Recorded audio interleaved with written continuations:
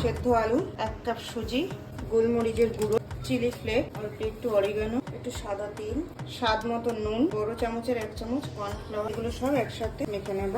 মাখা হয়ে গেছে, এবার এটাকে 10 মিনিট ঢেকে রেখে দেবো সুজিটা একটু নরম হওয়ার জন্য। 10 মিনিট পর আমি আরেকটু মেখে নেব। হাতে একটু সরষের তেল মেখে নিলাম, মেখে এবার এরকম ঠিক এরকম ছোট ছোট করে গোল করে নেব, নিয়ে হালকা একটু চাপ দিয়ে দেবো।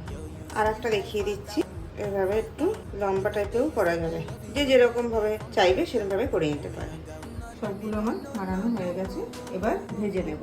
কড়াইটা গরম হয়ে গেছে, এবার তেলটা গরম করে নেব। বেশি তেল লাগবে, তেলটা গরম হয়ে গেছে, এবার ভেজে নেব। গ্যাসের ফ্লেমটা একটু কমিয়ে নিয়েছি, নয়তো পুড়ে যেতে পারে। কি সুন্দর ফুলে উঠেছে, এবার উল্টে দেবো। একটা পিঠ ভালো মতন ভাজা হয়ে গেছে, এইভাবে সবকটা পকোড়াই ভেজে নেব। ভাজা হয়ে গেছে, এইভাবে সবকটা ভেজে নেব। তৈরি হয়ে গেল আলু সুজি